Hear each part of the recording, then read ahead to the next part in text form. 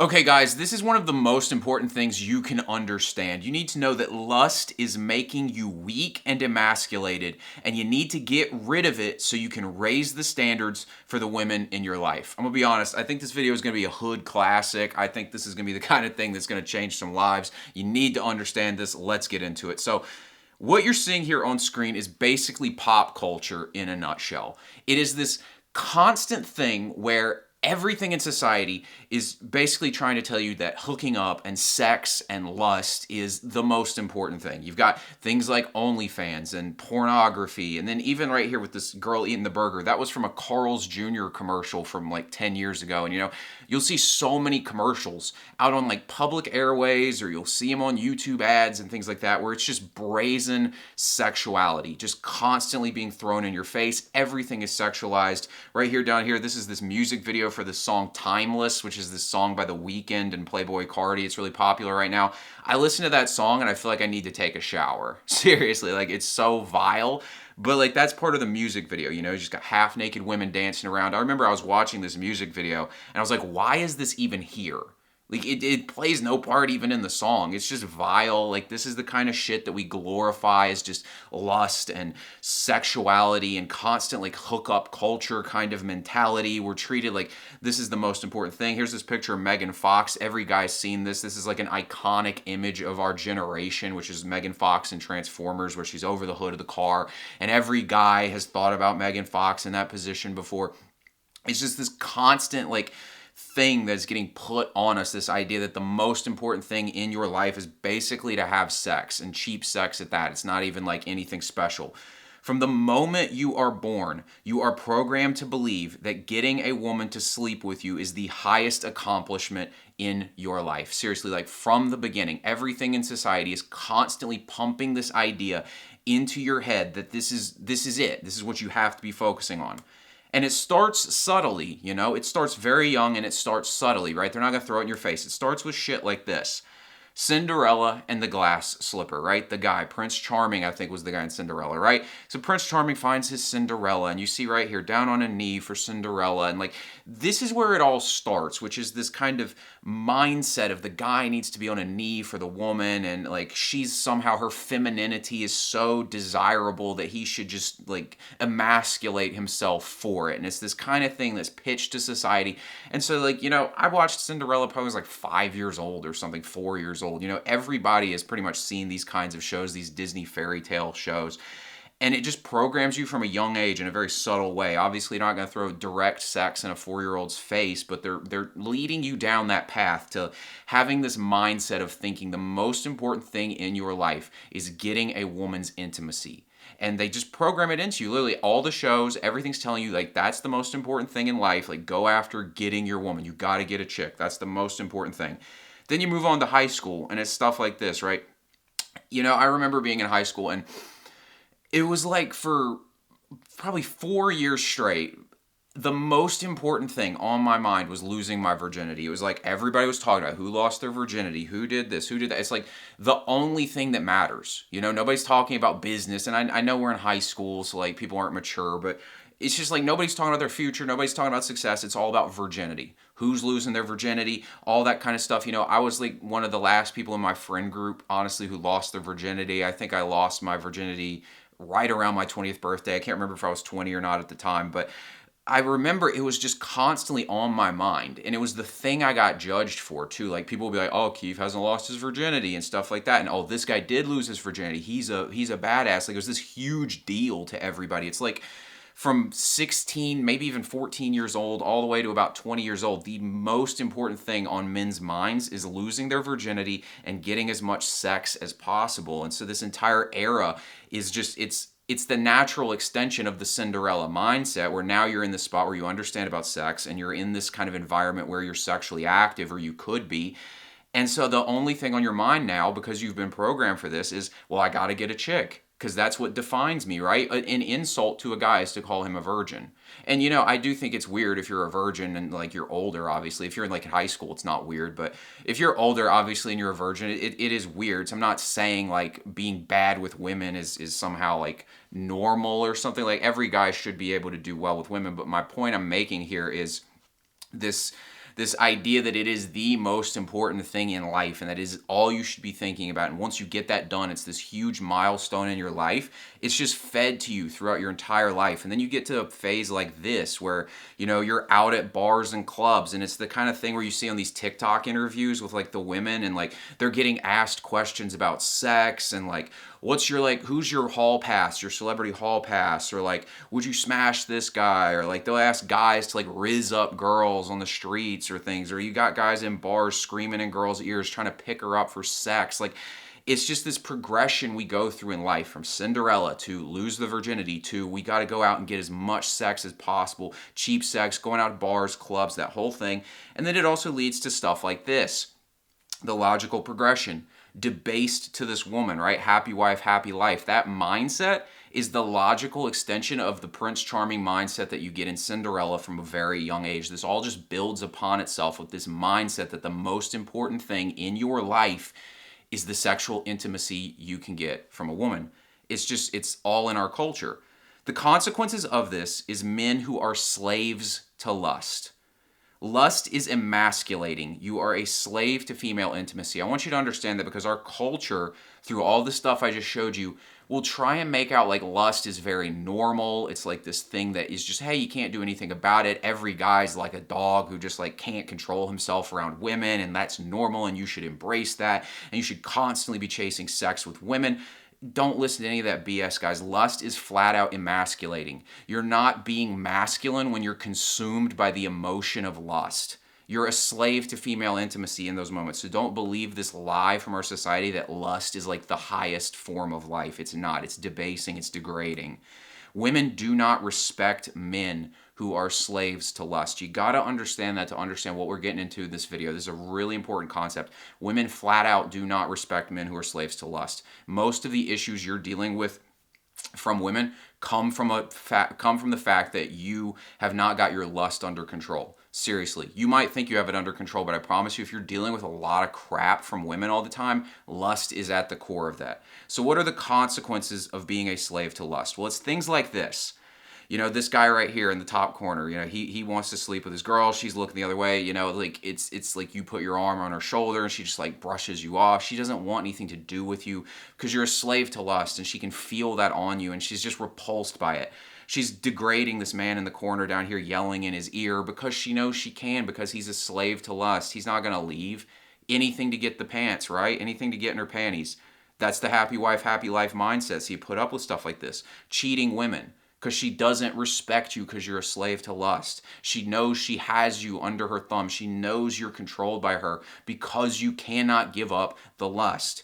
Getting left on red because you're thirsty and the girl knows it and she knows you want her. All this kind of stuff comes from a mindset of being a slave to lust. The consequences of lust are dealing with women that bring nothing of value to your life.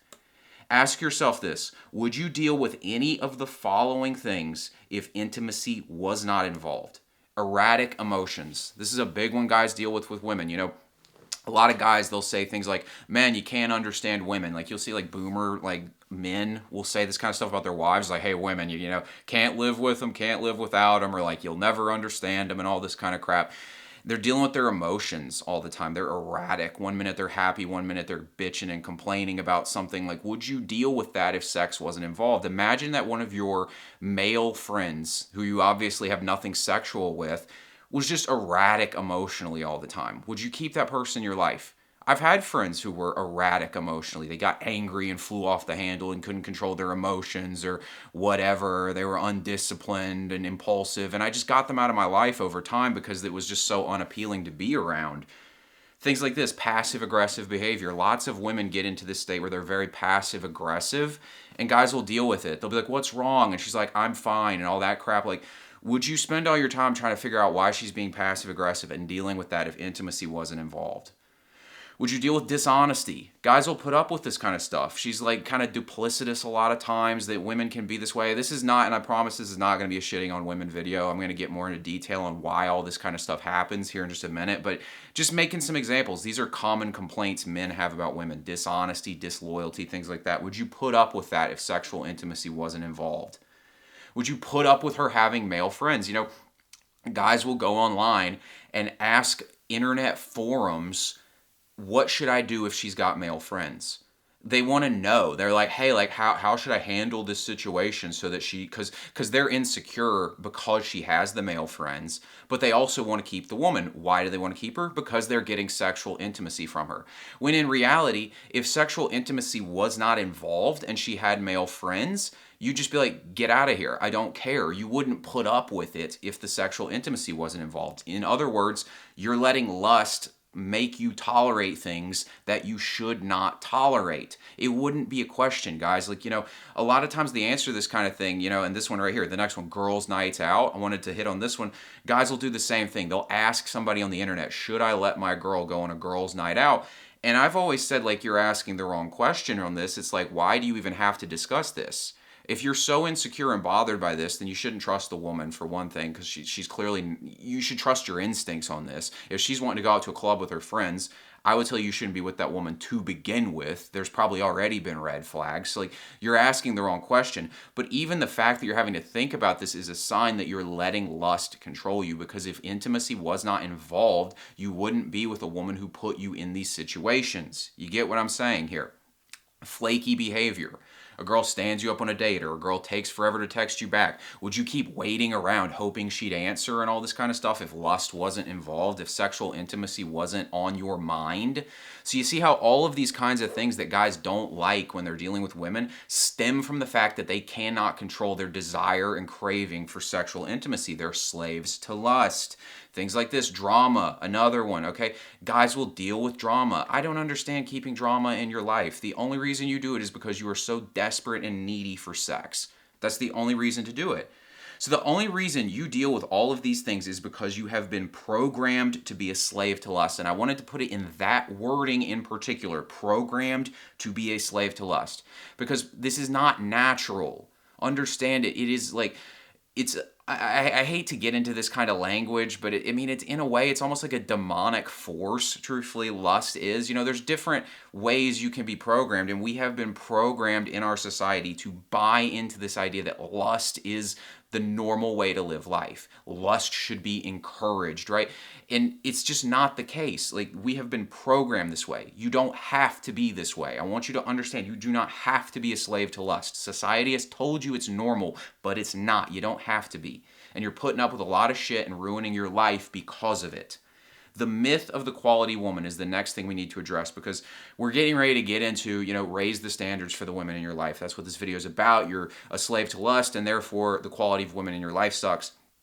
What this leads to is men get this confusion in their head. They think that somehow there's a quality woman out there and that they're just not dealing with the right women, and that's their problem. When I'm telling you, there is no such thing as a quality woman. Men believe that the problem is a specific woman, but this is just not true. On a hardwired level, all women are the same, just as all men are the same. All right, there are different things that, like, different personalities and individuals out there, but on a biological level, the reason our species has survived for as long as it has is because all women and all men are the same on a biological level. They want the same thing. They want to reproduce, survive and reproduce, and men are naturally all attracted to the very similar thing with women, and women are all hardwired basically the same to have different interests in men and different reactions to different kinds of men. So my point there is there's no such thing as this quality woman out there. There is no quality woman out there who will treat you right if you are a slave to lust. The point I'm making here is I think guys will go try and change the women they're dealing with and think that'll solve the problem. I'm telling you, you can't change the women to fix the fact that you're a slave to lust. You have to fix yourself. There's no woman out there who's going to like you if you're a slave to lust. It's just not a thing. They're not wired that way because you're emasculated. You're debasing yourself. You're degrading yourself. You're submissive to her because you're controlled by lust. Women treat you poorly because of who you are. This is not a individual by individual woman. And yes, of course, there are women with baggage and drama and like things like that. Okay, like granted. But as a general rule, women are not treating you badly because it's just that one chick. They're all treating you a certain way based on how you're showing up. And most men are addicted to lust. They're slaves to lust, and therefore they get treated poorly by women. This is the simp culture, all that kind of stuff. Simping is an addiction to lust. basically. Men will do anything for the sexual intimacy of a woman, even online in the form of pictures and texts. It's all still lust at the end of the day. I've seen good girls cheat, and I've seen, quote, hoes be loyal, because guys like to do this thing where they call a woman a hoe and all that kind of stuff. And it's kind of like boyish talk, to be honest. I try not to really talk about women like that much anymore, but my point with making this is like, the woman that men will call a hoe will become incredibly loyal when she's around the man who behaves correctly. I've seen this over and over again. And then it's like, I'm dead ass, guys. The number of women who you'll go on their Instagram and I'll see like, picture of them at church with their husband and their children, and then it's them and the kids, happy family, all this stuff, and behind the scenes she's cheating on him over and over again. Like I'd say more often than not, the women I know of who are cheating on their spouse are the ones who are putting up this facade of a good girl. So it's not even like this thing where you can just be like, oh, like she goes to church, she's different. No, she's not. All women are the same on a biological level. They're hardwired the same, and they are reacting to who you are as a man. Women just respond to the man in front of them. Seriously, just treat it like a mirror. If all the women are treating you bad, you should be looking at yourself, not looking at them. When you are controlled by lust, you are being submissive to the woman, and she can't respect you. This is what you need to understand about this. Women can sense this, and it comes out in all different kinds of ways. It comes out in the fact that you're obsessive about how to text her. It comes out in your need to riz her and spit game. Like this obsession with trying to game chicks all the time is a form of lust, and you might get sex out of it occasionally, but she won't respect you on a visceral level, and you won't be able to keep her. You'll notice this, like a woman might sleep with a guy and never talk to him again. This kind of thing happens, and it's because you got her emotions up this one time, but then she goes about her life and she knows you're just kind of weak, right? She knows this, and like women can tell this on so many different levels. Your tolerance for her bad behavior. This is why she tests you. You know, men know that women test them, right? It's called shit tests in a lot of men's kind of culture and on the internet and things like that. This idea that women are constantly testing to see what kind of man you are. The reason they do it is because they're trying to see basically if you're a slave to them. Have you gone weak for them? Especially like if it's in a sexual context, maybe you've had sex with the girl, or, you know, even if you're just trying to do that, she's constantly just testing to see like, are you a slave to sex? Are you a slave to lust? And here's the thing, women are right to not respect you and treat you badly. This is where I said this is not going to be a shitting on women video. I have no problem with women doing this. I think they're doing the right thing. They should disrespect you if you're a slave to lust. You know, there are people out there that I don't respect, and I treat them like shit. I'll just admit it. I don't feel bad about it. Men and women, if I don't respect you, I will treat you horribly. I don't care. There's like, seriously, like it could just be something I'm like, this guy's just a bitch. And so I'll just walk all over him. Seriously, I have no problem with the idea that if I do not respect you, you do not command my respect, then I'm going to treat you badly. I treat people based on how they show up in my life, and if they deserve my respect, I give them respect. Women are the same way, and that's how it should be. And if you got a problem with it, take it up with God, because that's how he made all of us, okay? We don't treat people that we don't respect well. Just makes sense. You're doing the same thing. I'm just being honest about it. Most people won't be honest about it. But nobody treats people that they don't respect well. And women are the same way. And they're looking at you and they're like, this dude's kind of a bitch. And so they treat you like a bitch. It just makes sense. This all comes back to this addiction to lust. The problems you have with women come back to a fact that you are on some level still a slave to lust. And like I said, it's not entirely your fault. You've been programmed this way, but we're waking you up to it. You need to understand this. So guys, you need to understand that you need to raise the standards for the women in your life, or you will never become the man that you were born to be. But the problem is, if you're addicted to lust, if you're a slave to lust, you can't raise the standards because deep down you are emasculated and you are weak. Seriously. But think about all the things you're dealing with in life that are wrecking you because you are controlled by lust, because you can't raise the standards with women. So you're putting up with stuff, and we'll get into that here in a second, but like nothing holds a man back more than his slavery to lust, which leads him to tolerate behavior from women that he should not tolerate. This is shit that men do when they are slaves to lust. The first thing is argue. There's no reason to argue with a woman unless you are addicted to sex from her. Seriously, why would you argue? I don't argue with my male friends. I can't remember the last time I had an argument with a male friend. And you could say it's because we're both men, but I don't think that's it. I think that the only reason arguments occur is because sex is involved. because otherwise there's just no reason to have an argument. Like if my friend wanted to argue with me, I'd just be like, fuck this guy, like whatever, he'll get over it. I've had those kinds of things. Like I know I've like hurt somebody's feelings, or like I said something that kind of annoyed somebody, and either if I think I did something wrong, I'll be like, oh my bad, and then it's done. Or if I think the dude's just being lame, I'll just be like, whatever, get over it, and he gets over it. Right? I never argue with anybody unless sex is involved, and most guys are this way. Like name the last argument you had with somebody where sex wasn't part of the equation, even if it's not directly about that. It's just it doesn't happen. Giving up all their time to a woman. Men will give up everything when lust is involved, when they're a slave to lust. They will, spend all night on the phone with her. They will cuddle and eat pizza with her. They will do all this stuff they know they shouldn't be doing as men. They know they should be out there pursuing excellence in their life and being great and accomplishing things. But here they are, once again, listening to her yap on about her feelings, or try and get you to talk about your feelings and all this kind of stuff that we shouldn't be doing. And the reason you're doing it is because on some level you don't want to hurt her feelings, because you want that intimacy. You are addicted to the lust. You are a slave to lust. Go out to bars and clubs chasing women. This is another one. Like, why would you do that unless you were a slave to lust? And again, we're going to get into this in more detail, but like my pitch to you is not going to be a celibate here. Don't worry. I'm not telling you, I don't believe in celibacy. That's not my pitch to you. But my point is like, I don't go out chasing women because I don't feel like I need them. I don't feel like I need them for anything. I enjoy them. I like women, but I don't need anything from them, and therefore I'm not going out to bars and making a fool of myself to try and get their attention the way most men do. And most men, when they go out, they'll lie to themselves and to their friend group and pretend like they're going out, just to have fun with their friends. But in the back of every man's mind, when he goes out to a bar or a club or anything like that, goes on a beach trip, things like that, he's always thinking about sex. He's like, ooh, maybe I could get laid here.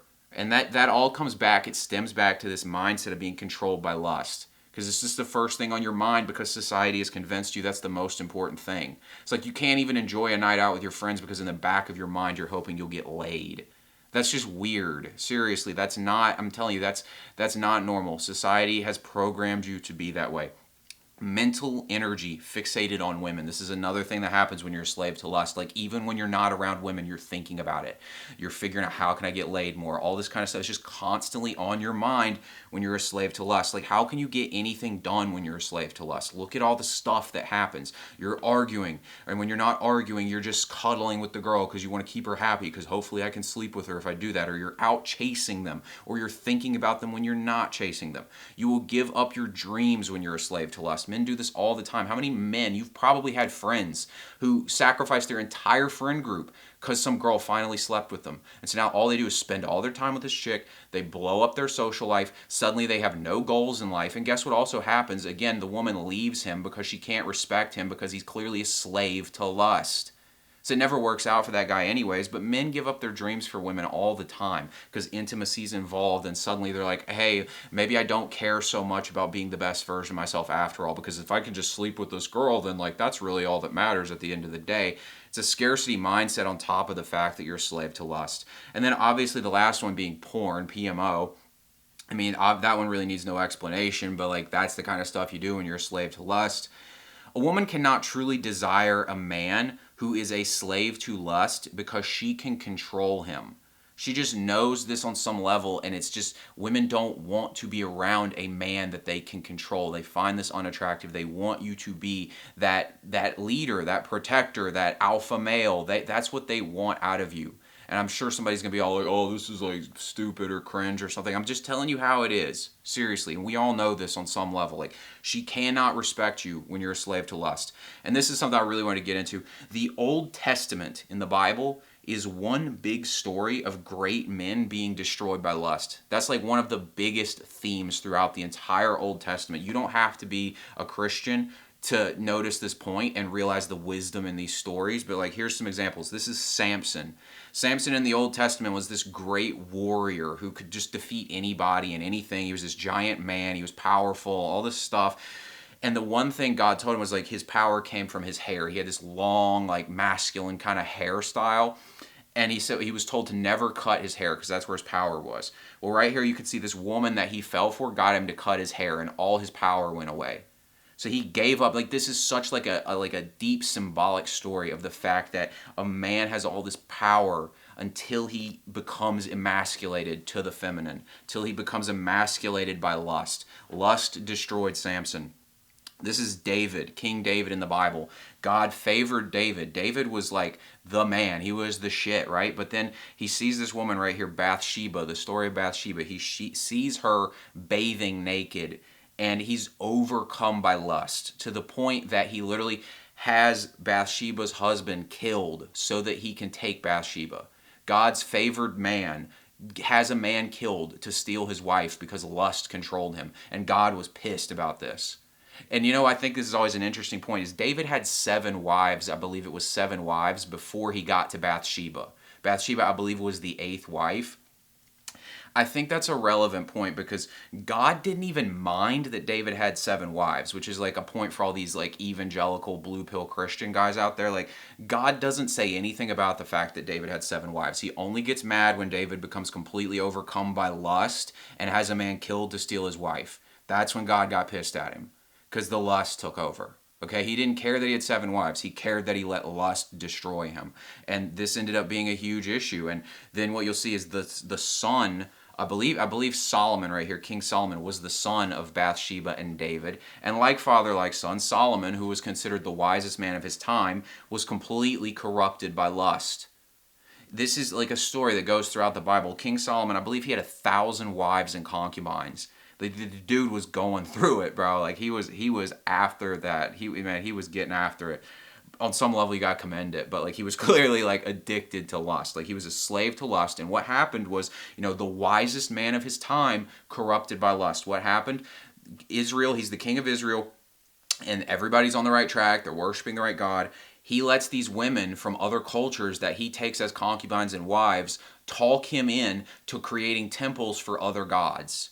And so basically he gets debased by lust. He's emasculated by it, submits to the woman, creates these other temples for all these gods. God's pissed about this, obviously. This ends up fracturing the kingdom of Israel. You could make a strong argument. In fact, I just think it's obvious. The fall of the kingdom of Israel in the Old Testament is spawned on by lust. Lust destroyed the kingdom of Israel in the Bible. And that's just the example, right? Free yourself from the lust slavery, guys. You can do it. You don't have to listen to this society who tries to normalize this and treat it like it's good. It's not. And listen, this doesn't mean celibacy. Like I said, I am not a fan. I'm not one of these guys who's like, hey, you should just retain your seed for the rest of your life. And I'm not like that. Like, I'm a normal guy. Seriously, I think I'm more normal because I'm not controlled by lust at this point. I've broken that chain. I figured out it's just programming in your head. You just got to get it out of there. I'm not celibate, okay? And I have no problem with that. I think that's fine. But the thing is, lust is not, it's not about being sexually active. This is the big, like, the big thing society has tried to convince us of, is this idea that lust equals sex. Lust does not equal sex. What lust is lust is being emotionally controlled by sexual intimacy. You can have sex without being emotionally controlled by sexual intimacy. And that is the big thing, because when you're emotionally controlled, you're knocked off your masculine center. Remain grounded in your masculinity in the face of sexual intimacy, and you have conquered lust. That's what it is. It's not about being celibate. It's about being grounded in your masculinity. If you are emotionally knocked off center by lust, that's when we have a problem. If you just have sex, but you're still grounded in yourself and you're in control, then there's nothing wrong with that. That's fine. And I think that's pretty obvious. Because again, like, I'm not promoting a celibate society. I'm promoting a society of men who are not controlled by lust.